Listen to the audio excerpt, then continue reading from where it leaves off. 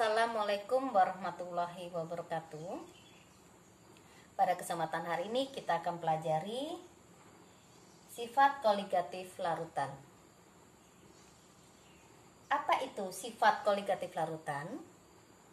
Yaitu sifat suatu larutan yang tidak bergantung pada jenis zat larut, tetapi bergantung pada jumlah partikel zat larut dalam larutan.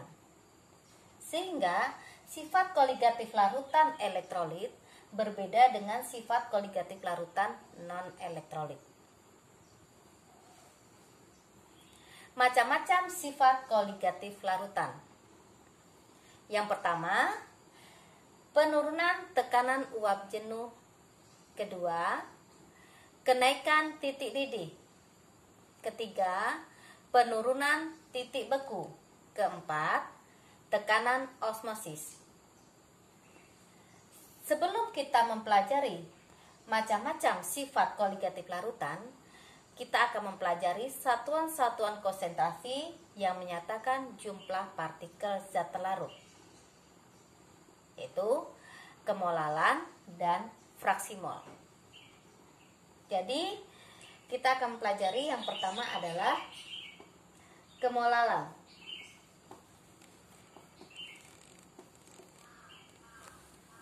Atau sering disebut dengan molal, lambangnya M ya. Molal artinya banyaknya mol zat larut dalam 1000 gram pelarut ya. Bisa dirumuskan di sini M sama dengan massa zat larut, satuannya adalah gram, dibagi dengan mR zat larut dikali 1000 dibagi dengan massa pelarut, satuan gram. Oke ya, tadi udah Ibu sebutkan molal banyaknya mol zat larut dalam 1000 gram pelarut. Sampai di sini bisa dimengerti? Oke, kita masuk contoh soal.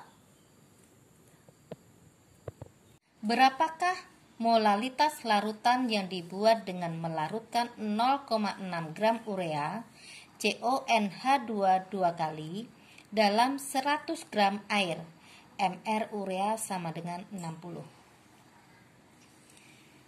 Jawab. Sebelumnya kita harus menentukan dulu mana zat larut dan mana pelarut. Ya. Harus tahu.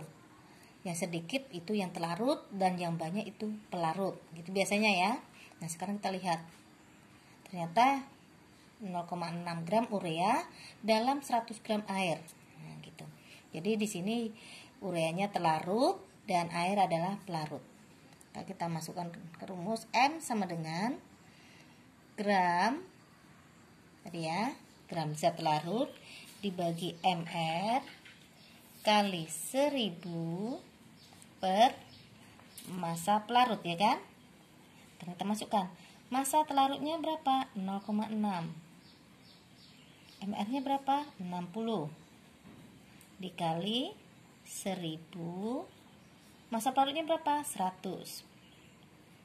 Oke, sekarang kita coret ya. 2, coret satu lagi sini. Oke, habis kan? Berarti tinggal 0,6 dibagi 6. Sama-sama kita bagi 6, ini 1, 1. Hasilnya adalah 0,1 molal. Ini adalah hasil dari soal di atas. Bisa dimengerti? Satuan konsentrasi berikutnya adalah fraksi mol. Ya, jadi kedua, fraksi mol.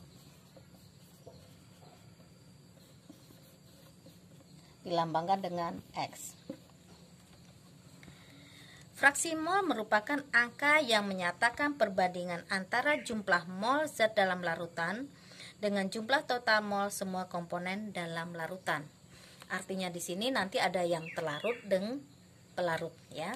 Jadi kita mencari fraksi mol pelarut. Oke ya, jadi ini bacanya adalah fraksi mol pelarut. Dirumuskan ya, NP per NP ditambah NT ya. Jadi mol pelarut dibagi dengan mol total. Totalnya di sini kan larutan, berarti ada pelarut dan telarut ya. Berikutnya XT. Artinya apa? Fraksi mol terlarut. Nah, untuk memudahkannya di sini T, maka di sini yang di atas adalah TNT per NP ditambah NT ya. Artinya mol zat terlarut dibagi mol total. Sehingga kalau dijumlahkan fraksi mol pelarut dan fraksi mol terlarut gitu, XP ditambah XT sama dengan 1. Sampai di sini bisa dimengerti? Oke, Ibu tambah keterangan ya, keterangan dari rumus. Keterangan. XP artinya apa tadi? Fraksi mol pelarut. XP apa tadi? XT berarti fraksi mol terlarut.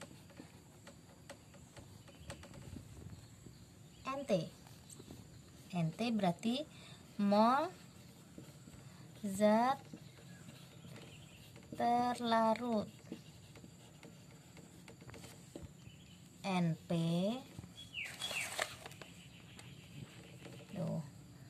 NP sama dengan mol zat pelarut.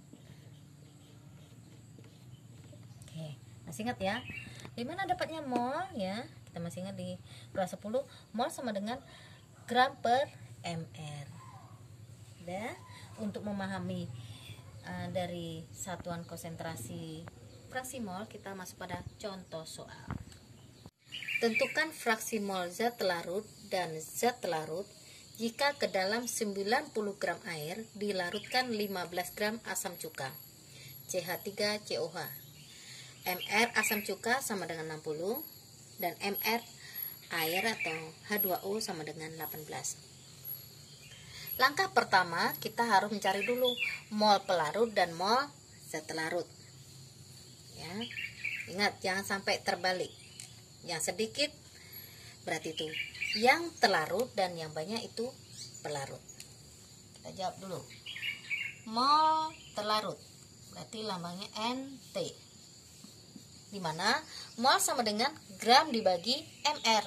Maka terlarutnya 15 dibagi MR-nya berapa? 60.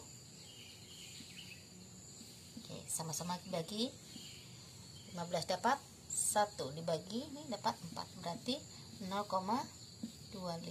Oke. Nah, setelah dapat mol terlarut, kita mencari mol pelarut. NP sama dengan berapa masanya? 90 ya kan, dibagi MR-nya berapa? 18. Sama-sama dibagi 18 ya. 1 bagi 18 5. Berarti dapatnya adalah 5. Oke, setelah kita dapat terlarut dan pelarut, maka kita bisa menjawab fraksi mol terlarut dan fraksi mol pelarut. Oke. Ya. Kita cari satu-satu. Fraksi mol terlarut.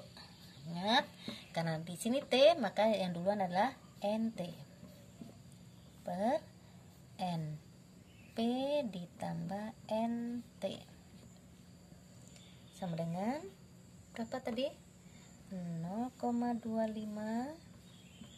dibagi 5 ditambah 0,25. Oke. Dapatlah berapa? Ayo. Setelah dicari, dapatnya adalah berapa? 0,05. Oke, nih. Ini untuk fraksi mol terlarut. Berikutnya kita akan mencari fraksi mol pelarut. Ya, ingat ya, di sini P, maka yang di atas adalah mol pelarut.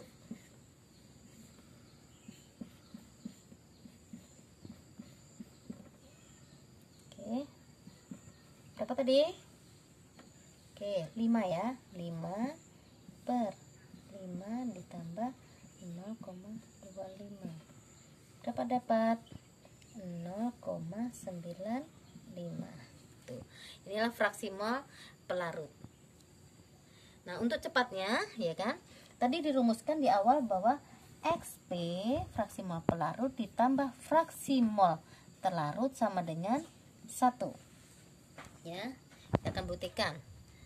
Misalkan kita masukkan yang XP. Ya, XP tadi 0,95.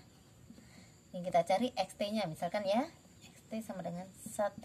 Maka XT sama dengan 1 dikurang 0,95. Dapat berapa? 0,05. 5-nya kecil kali. 5. Oke. Sama kan? Nah, ini berarti. Sampai di sini itu contoh soal fraksi mol. Mudah-mudahan memahami. Sebelum Ibu akhiri pembelajaran hari ini, ada tugas. Yang pertama, tentukan kemolalan larutan 0,1 mol HCl dilarutkan dalam 500 gram air. 2. Tentukan fraksi mol zat larut dan zat pelarut dalam larutan 15 gram CH3COOH dalam 180 gram air. Demikianlah pertemuan kali ini. Ibu akhiri, wabillahi taufik wal hidayah. Wassalamualaikum warahmatullahi wabarakatuh.